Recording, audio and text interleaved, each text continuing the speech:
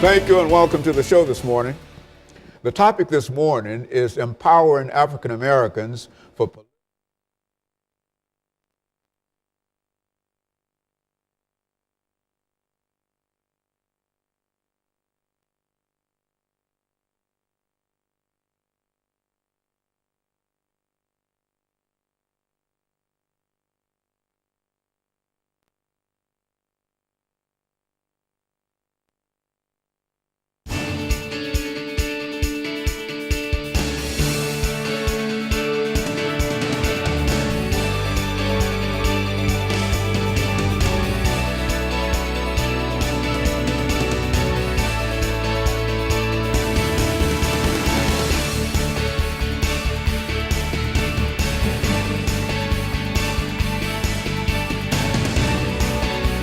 Thank you and welcome to the show this morning.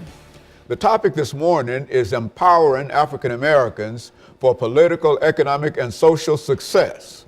And we have to talk about how African Americans can be empowered for political, economic, and social success. Pastor KWalker. And Pastor KWalker, let me welcome you to the show this morning. And you know by now that your name is KWalker, and I think we've said it on many occasions. Yes, but let me welcome you to the show this morning and tell you how delighted we are to have you again with us. And as I have said so often, that certainly you're no stranger to this show, nor are you a stranger to our audience this morning. You've been with us on many, many occasions, and you've presented us with such excellent information that we call upon you time and time again. But let's start off by having you to give our audience some information in reference to your background, your education, and some of your experiences, and then we'll get into empowering African Americans for success, political, social, and economic success. Okay. And I think that if we do it that way, we'll be able to bring together a good show today. Let's start from that perspective. Well, thank you, Dr. Haney, once again for allowing me the opportunity to come on the show and talk about some things that I think and feel like are very important. My name is Pastor Kelvin L. Walker. I pastor the Hands of God Christian Church. It's located here in Nashville, Tennessee, 600 North 2nd Street. Born right here in Nashville, Tennessee. Went through the public school systems. Back during those early years of my life, man, my character was just kind of out of whack. So I went to school to learn when I wanted to learn, and when I didn't want to learn, I didn't learn. When I wanted to act crazy. So eventually I got myself into a place within the Davidson County school system where I was actually put out of the school system throughout the county and was not able to go. But fortunately enough, there was a safety net out there for me that was had the ability then, to join the military without having to have graduated from high school during those times back in the early 70s. So I went into the United States Navy, stayed in there a short period of time, got out of the Navy, went to OIC, Opportunities Industrialization Center, and got a GED.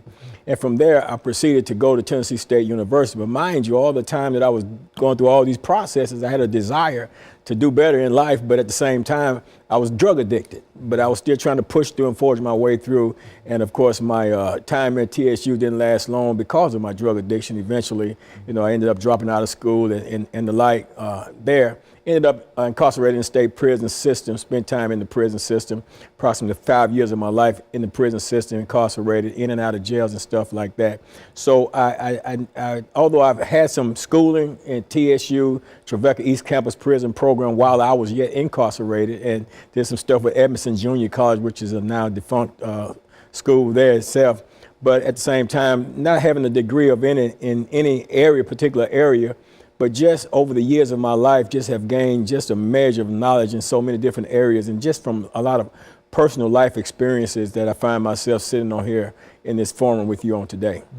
Mm-hmm. When you think, Pastor Walker, in terms of the topic today, empowering African Americans for social, economic, and political success, exactly what do you see as some of the major issues in reference to some of these areas? Well, Dr. Haney, there are a great number of issues that are major in terms of how it relates to us as a people.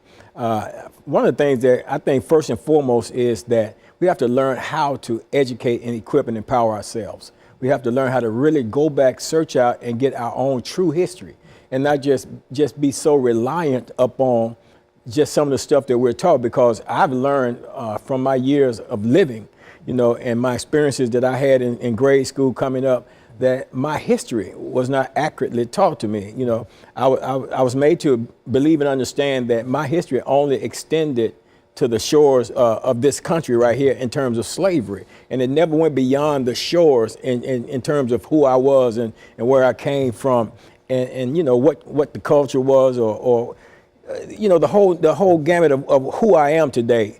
It's not just found right here it didn't begin right here on the shores of the United States of America, but it transcended. Absolutely.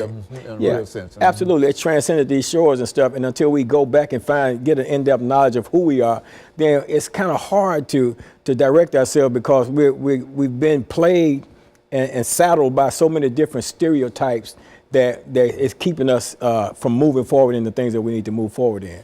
And so what we're going to do, Pastor, is to take this first commercial break, but I think that that's exactly what the audience needs to hear this morning in terms of efforts that can be made to improve African Americans, and not only African Americans. I think that some of the things that you're talking about can apply to almost any group. Absolutely. You see, because I think that these are things that when people talk about how to be successful, these are some of the things that people generally talk about. Absolutely. But we're most concerned at this particular moment with the African American, and I think that what you're doing now is presenting us with some information, and we're going to take this first commercial break, and we're going to be back with our audience following this very, very short commercial break.